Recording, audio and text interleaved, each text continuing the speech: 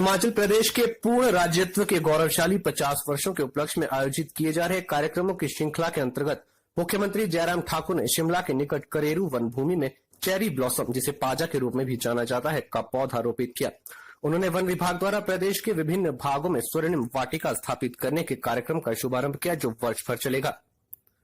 मुख्यमंत्री जयराम ठाकुर ने हिमाचल प्रदेश के पूर्ण राज्यत्व के 50 वर्ष पूर्ण होने के उपलक्ष्य में वन विभाग द्वारा प्रत्येक विधानसभा क्षेत्रों में स्वर्णिम वाटिका स्थापित करने की पहल के लिए बधाई दी। उन्होंने कहा कि इससे लोगों को आराम की सुविधा प्रदान करने के लिए रमणीक स्थलों को विकसित करने के साथ साथ प्रकृति के महत्व और इसके संरक्षण के बारे में शिक्षित करने में सहायता मिलेगी। उन्होंने कहा कि इस प्रकार की पहल प्रदेश के वन क्षेत्र में वृद्धि में सहायक होगी। इससे शहरी और अर्ध शहरी समुदायों को पौधारोपण गतिविधियों में शामिल कर वनों के महत्व और संरक्षण के बारे में जागरूक किया जाएगा। उन्होंने कहा कि ये वाटिका स्थानीय लोगों को मनोरंजन के लिए स्थान उपलब्ध करवाएगी, जहां उन्हें पैदल चलने तथा आराम करने की सुविधा भी उपलब्ध होगी। हिमाचल प्रदेश अपने स्टेटहुड के पूर्ण राज्यत्व के 50 वर्ष पूर्ण करने पर हमने हिमाचल प्रदेश में अलग अलग विभागों के माध्यम से अलग अलग इनिशिएटिव लेने के लिए कहा था। और मुझे इस बात की प्रसन्नता है कि फॉरेस्ट डिपार्टमेंट की ओर से एक इनिशिएटिव की शुरुआत आज ही के दिन जो है वो शुरू की गई स्वर्णिम वाटिका के रूप में। और ये स्वर्णिम वाटिका खास तौर से जहां टूरिस्ट डेस्टिनेशंस हमारी हैं, जैसे शिमला है, शिमला के अतिरिक्त और भी बहुत सारे ऐसे स्थान हैं, वहां पर्यटकों को भी आकर्षित करने में सफल होंगी। और उसके साथ साथ में जो लोकल स्थानीय लोग हैं आस पड़ोस में नज़दीक के शिमला के, वो ऐसे स्थान पर आकर के आनंद ले सकते हैं।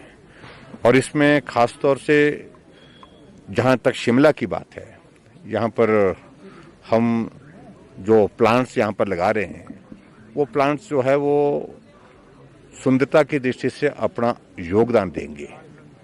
और उसमें फूल लगेंगे, अलग अलग स्पीसीज हैं जिनको यहाँ पर लगाया जा रहा है। और उनके माध्यम से पूरे इस इलाके में जहाँ पर ये स्वर्णिम वाटिका बन रही है, जिसकी आज शुरुआत की, ये पूरे दूर से जो है वो एक आकर्षण का एक केंद्र बनेगी। थीम पिंक है और पिंक थीम के साथ यहाँ पर इसकी शुरुआत की गई है। और इसके लिए फॉरेस्ट डिपार्टमेंट को मैं बधाई देता हूँ। और हिमाचल प्रदेश के सभी विधानसभा क्षेत्र में इस इनिशिएटिव को आगे बढ़ करके हमने काम करने के लिए प्लान किया है। और उसमें कॉस्ट जो है बहुत ज़्यादा नहीं, थोड़ी कॉस्ट उसमें लगेगी, लगभग 2.5-3 लाख के लगभग इसमें एक वाटिका जो बनेगी, स्वर्णिम वाटिका बनेगी, उसमें ये खर्च आएगा। लेकिन एक शुरुआत है।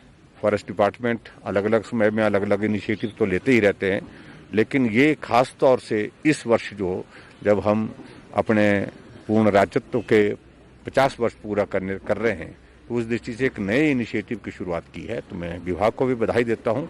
और शिमला के लिए ये स्थान बहुत महत्वपूर्ण है। और ख़ास तौर से यहाँ हमारे पास ब्रॉड लीव्स के जो प्लांट जो पेड़ लगे हैं, ट्रीज हैं, बान है, और बान के अतिरिक्त जो उसको ब्रास बोलते हैं, जो हाँ जी, और वो भी यहाँ की सुंदरता को बहुत बड़ा योगदान देते हैं। और उसके साथ मैं समझता हूँ कि जो इस शिमला के जो लोकल लोग भी, लोकल के साथ टूरिस्ट भी इस डेस्टिनेशन का लाभ लेंगे। Bureau report, Shimla.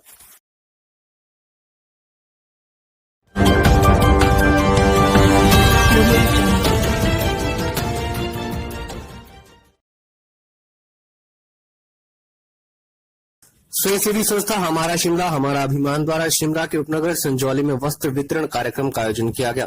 संस्था ने यहां गरीब लोगों को वस्त्र बांटे। इस मौके पर हमारा शिमला हमारा अभिमान संस्था के अध्यक्ष सुनील धर ने कहा कि हमारा शिमला हमारा अभिमान संस्था समय समय पर सामाजिक भलाई के कार्यों में अपनी अहम भूमिका निभाती रहती है, जिसमें शहर में भिन्न भिन्न स्थानों पर रक्तदान शिविर लगाना, पौधारोपण करना, सफाई अभियान और जरूरतमंदों की मदद शामिल है। वहीं उन्होंने कहा कि ये कार्यक्रम आगे भी इसी तरह जारी रहेगा। हमारा शिमला हमारा अभियान समय समय पर सामाजिक कार्य करता आ रहा है। कभी ब्लड डोनेशन कैंप्स लगते हैं, कभी सफाई अभियान होते हैं, वृक्षारोपण के कार्यक्रम होते हैं। आज से हमने एक नया कार्यक्रम शुरू किया है कि जो जरूरतमंद लोग हैं उनको सर्दियों में गर्म कपड़ों का वितरण किया जाए, और आम जनता से भी यही सहयोग करेंगे कि इसमें बढ़ चढ़कर भाग लें, आम जनता की सेवा करें। अपना परिचय। मैं सुनील धर प्रधान हूँ, संजीव ठाकुर जी हैं जनरल सेक्रेटरी हैं संस्था के। और आपकी संस्था जो है वो क्या क्या कार्य करती है, कब से कार्य करती है? हम 1 साल से कार्य करते आ रहे हैं, और इसमें जितने भी सामाजिक कार्य हैं, जहाँ भी किसी भी कार्य की हमारे को जरूरत महसूस होती है या पब्लिक की तरफ से हमारे को डिमांड आती है कि इस किस्म का कार्य किया जाए, तो वो कार्य हम करते आ रहे हैं। Bureau report Shimla.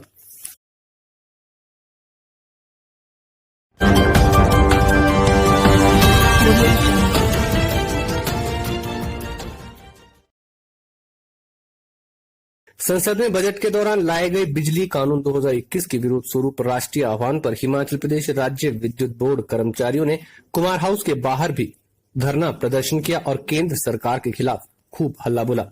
इस दौरान HPSEB एम्प्लॉयज यूनियन के महासचिव हीरालाल वर्मा ने इस कानून को विद्युत कर्मचारी विरोधी करार देते हुए कहा कि इस बिल को लागू करने से देश भर में विद्युत बोर्ड का निजीकरण होगा, जिसे बर्दाश्त नहीं किया जाएगा। उन्होंने केंद्र सरकार से इस बिल को तत्काल वापस लेने की मांग की है। इसके साथ ही उन्होंने पुरानी पेंशन की बहाली की मांग पर भी बल दिया। आज पूरे देश में बिजली कर्मचारी और अभियंता हड़ताल पर है, धरना प्रदर्शन पर है। जो केंद्र सरकार द्वारा बिजली कानून 2021 अभी पार्लियामेंट में लाया है, इस बजट सत्र में लाया है, जिसका मुख्य लक्ष्य बिजली बोर्डों का निजीकरण है, उसके खिलाफ पूरे हिंदुस्तान में आज बिजली कर्मचारी, हिमाचल प्रदेश में बिजली कर्मचारी धरना प्रदर्शन पर रैली। मांग क्या है? हमारी मुख्य मांग आज की है कि बिजली बोर्डों का निजीकरण बंद करो। जो पार्लियामेंट में अभी बजट सत्र में जो बिजली कानून 2021 के नाम पे लाया गया है, उसको वापस लिया जाए, कि उसका महज मकसद बिजली बोर्डों का निजीकरण करना है। और इसके साथ हमारी एक मांग और है, जो हमारा नए पेंशन में कर्मचारी है उनको पुरानी पेंशन में लाया जाए, और आउटसोर्स में जितने भी कर्मचारी है उनके लिए स्थायी नीति बना करके सरकार या बिजली बोर्ड के रूल पे लाया जाए। इसमें अभी अगर केंद्र सरकार जो बिजली कानून 2021 लाया है, अगर इसको वापस नहीं लेती, पूरे हिंदुस्तान में जो national coordination committee of electricity employees और इंजीनियर्स की है, और स्वाभाविक रूप से इस आंदोलन को आगे ले जाएगी, और जो भी उनकी कॉल होगी हिमाचल प्रदेश में भी उसको अमल किया जाएगा। Bureau report Shimla.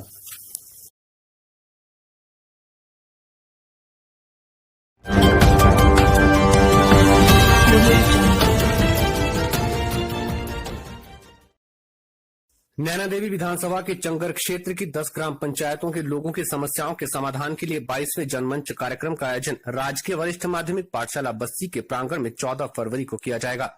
जनमंच कार्यक्रम की जानकारी देते हुए SDM स्वारघाट सुभाष गौतम ने बताया कि बस्सी में आयोजित किए जाने वाले जनमंच के सफल आयोजन के लिए 10 ग्राम पंचायतों में प्री जनमंच का आयोजन विभिन्न पंचायतों में अलग अलग दिनों में किया जाएगा।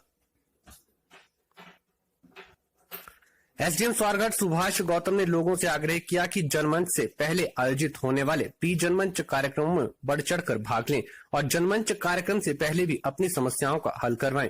प्री जनमंच कार्यक्रमों में विभिन्न विभागों के अधिकारी भी मौजूद रहेंगे। देखिए, सरकार द्वारा जो है 22वां जनमंच उसके बारे में घोषणा की गई है कि वो 14 फरवरी को जो है हर जिला में होगा। जैसे कि हमारा जिला बिलासपुर में इस बार वो श्री नैना देवी जी कॉन्स्टिट्यूएंसी में रखा गया है, तो इसके लिए जो जगह हमने जिला प्रशासन के सुझाव के साथ जो सिलेक्ट की है वो बस्सी है। तो ये राजकीय वरिष्ठ माध्यमिक पाठशाला बस्सी के प्रांगण में किया जाएगा, और इसमें 10 पंचायतें जो है उनको कवर करने जा रहे हैं हम, जिसमें कोटखास, बस्सी, धरोट, टोबा, मजारी, दबट, रोड जामन, लहड़ी, तरसू और ग्वालथाई है। तो इन 10 पंचायतों की समस्याओं के बारे में जो है इन पे चर्चा की जाएगी। लोग जो है वहाँ पे पहुँच सकते हैं, और जैसा कि आपको मालूम ही है कि जब जनमंच होता है तो उससे पहले प्री जनमंच गतिविधियाँ की जाती हैं, ताकि लोगों की समस्या का समाधान जो है वो जनमंच वाले दिन से पहले भी किया जा सके। तो उसके लिए जो है शेड्यूल तैयार कर लिया है। विभिन्न विभागों के अधिकारियों के साथ हमारी जो है बैठक हो चुकी है। 4 तारीख को प्री जनमंच जो है कोटखास और बस्सी पंचायत के लिए पटवार खाना बस्सी में होगा। 5 तारीख को धरोट, का ग्राम पंचायत धरोट में होगा और टोबा का पंचायत घर टोबा में होगा। 6 तारीख को ग्राम पंचायत मजारी के लिए गुरुद्वारा शहीदी बाग मजारी में और दबट के लिए पंचायत घर दबट में होगा। इसी तरह फिर 8 तारीख को रोड जामन में पंचायत घर रोड जामन और लहड़ी के लिए प्रांगण शिव मंदिर ढलेत में होगा। 9 तारीख को कंक्लूड करेंगे हम प्री जनमंच तरसू और ग्वालथाई के लिए पटवार खाना इलेवाल में जो है करके। तो आपके माध्यम से मैं लोगों से भी अपील करना चाहूँगा कि जो जो वहाँ पे हम सेवाएं देते हैं, शिकायतों का समाधान करते हैं या लोगों की मांगों पे विचार किया जाता है, तो उन प्री जनमंच में भी भारी से भारी संख्या में आए और जनमंच में भी भारी से भारी संख्या में आए। माननीय मंत्री जी जो है वहाँ पे लोगों की समस्याओं को सुनेंगे और जो है वहाँ पे जो जो भी समाधान करने लायक समस्याएं होंगी या मांग होंगी उन समस्याओं का निदान किया जाएगा। स्वारघाट से मनदीप राणा की रिपोर्ट।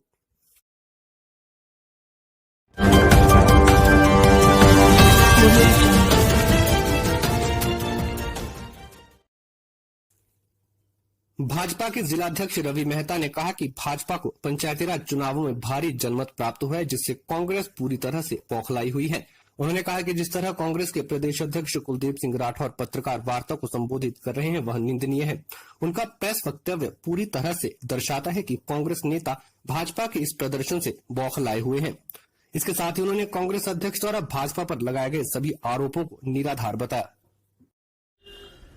भारतीय जनता पार्टी का पूरे प्रदेश भर का जो जनमत पंचायती राज चुनाव में आया है और आज कांग्रेस के आदरणीय अध्यक्ष कुलदीप राठौर जी का जो बयान आ रहा है, मैं ये कह सकता हूं कि भी ये पूरी कांग्रेस का बौखलाहट में और जो अपना मैंडेट इन पंचायती राज चुनाव में उन्होंने खोया है वो उसकी बौखलाहट है और उसी बौखलाहट के आधार पर इनके विधायक भी जगह जगह से इस तरह की बयानबाजी करना प्रारंभ किए हैं। और हमने पूरे प्रदेश भर में पंचायती राज व्यवस्था में जिस तरह का चुनाव होना चाहिए ऐसा भारतीय जनता पार्टी के माध्यम से वो चुनाव पूरा लड़ा गया है और आज यही चुनाव उनके लिए अपनी जो एक ग्राउंड पे जिस तरह से जनता के बीच में उनको रहना चाहिए था वो उनको जनादेश न मिलने के कारण से उनको पत्रकार वार्ताएं करने पे मजबूर होना पड़ा है। इसके साथ में भी एक वाकया कल का ही जो शिमला में जिस तरह का आरोप यहाँ के विधायक द्वारा और यहाँ के कांग्रेस के कार्यकर्ताओं द्वारा जबरन दीपराम, जिसको भारतीय जनता पार्टी ने अपना उपाध्यक्ष का उसको पद दिया, चुनाव लड़ा और उससे रटा रटाया एक बयान जो उसके द्वारा कल मीडिया में जो वायरल करवाया है कांग्रेस के लोगों ने, उसमें बिल्कुल लग रहा है कि दीपराम बहुत ही इनोसेंट बिना और राजनीतिक भाव से वो अपना वक्तव्य दे रहे हैं और वो वक्तव्य भी आम जनता भी देख रही है। और जिस तरह से उन्होंने प्रेशर में और दबाव की राजनीति ऐसे लोगों पे जबरन ला करके मीडिया के सामने खड़ा करना और मीडिया में चीजें वायरल करना, वो उनकी हतोत्साह, जिस तरह से वो हताश कांग्रेस हुई है प्रदेश भर में, वो उनका दिखा रहे हैं। और भी ये ऐसे लोगों को मीडिया के सामने लाने की कोशिश करेंगे। हम प्रदेश की जनता के आभारी हैं कि उन्होंने इन चुनाव को भाईचारे में और पूरे प्रेम भाव से पंचायत से लेकर के जिला परिषद तक में लड़ा है और भारतीय जनता पार्टी ने पंचायत से लेकर के जिला परिषद तक में अपने अच्छी राजनीतिक समझ के साथ में अपना लोगों का आशीर्वाद लिया है। इसलिए कांग्रेस के प्रदेश अध्यक्ष का जो ये बयान आ रहा है उसकी मैं निंदा भी करता हूँ। एक ही चुनाव सिंबल पे करने की बात कर रहे हैं उनके प्रदेश अध्यक्ष, उस पर क्या बोले? अब इसीलिए करेंगे क्योंकि अपना मैंडेट खो गए, उनको लग रहा है कि हम चुनाव के सिंबल पे आएंगे। तो आज तक में भी कांग्रेस पिछले 1947 से शासन में है, ये बयान आज ही क्यों आ रहा है? इसलिए हमें लगता है कि भी अपना मैंडेट जब व्यक्ति खोता है तो वो उस तरह के बयानबाजी करना प्रारंभ करता है। Bureau report, Shimla.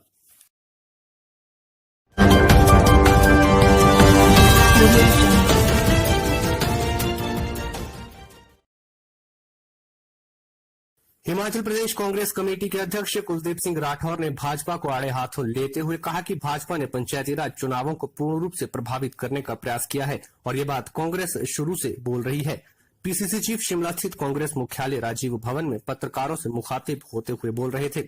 उन्होंने आरोप लगाया कि भाजपा ने पंचायती राज और नगर निकाय के चुनावों में कांग्रेस समर्थित उम्मीदवारों को डराने धमकाने का पूरा प्रयास किया, जो सरासर निंदनीय है।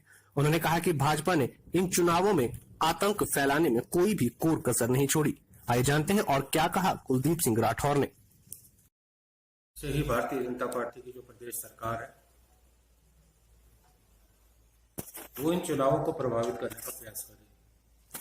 सबसे पहले तो जो रोस्टर है उसमें गड़बड़ी का प्रयास किया, उसके बाद चुनाव में हर हथकंडा अपनाया, धनबल का पूरा प्रयोग हुआ, वोटरों को प्रभावित करने का पूरा प्रयास हुआ।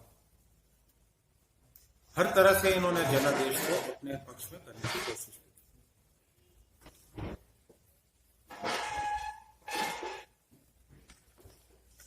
मैं ये कहना चाहता हूं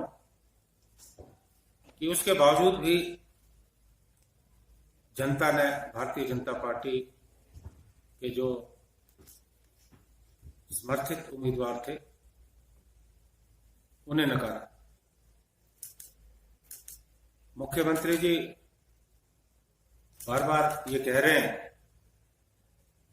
कि अपने उपाध्यक्ष और अध्यक्ष बना के दिखाएं। मैं मुख्यमंत्री जी को पहले भी कहता आया हूं और अभी भी ये बात मैं दोहरा रहा हूं कि सबसे पहले आप जिला परिषद में जिन उम्मीदवारों का आपने समर्थन किया आप उनकी सूची जारी करें। वैसे तो सूची मीडिया में जारी हो चुकी है, देखिए कितने लोग जीत के आए। आज आप जो इंडिपेंडेंट है, स्वतंत्र विचारधारा के लोग हैं या कांग्रेस के समर्थन से जो जीत के आए हैं, आप उन्हें दौरे डाल रहे हो, उन्हें लालच दे रहे हो, धमका रहे हो, हर तरह का हथकंडा इस्तेमाल कर रहे हो। मुख्यमंत्री जी का अपना जो जिला है मंडी, वहां अध्यक्ष कौन बना? कृपा करके मुख्यमंत्री जी बताइए। उसको तो आपने समर्थन नहीं दिया था चुनाव में। जिस व्यक्ति को आपने अध्यक्ष बनाया वो व्यक्ति भारतीय जनता पार्टी का जिस व्यक्ति को समर्थन था उस व्यक्ति को चुनाव में हराकर जीता है और आप उसको अध्यक्ष बना रहे हो अपने जिले का। ये कैसा लोकतंत्र है? आप तो अपने भारतीय जनता पार्टी के कार्यकर्ताओं के साथ भी अन्याय कर रहे हो। ये कौन सा गठजोड़ है? जरा हमको बताने का प्रयास करें। बीडीसी में क्या कर रहे हो? जो हमारे ब्लॉक समिति के चुनाव है वहां भी आप यही कर रहे हो। नालागढ़ में क्या किया आपने? जब हमें पता लगा कि हमारे लोगों को तोड़ने का प्रयास हो रहा है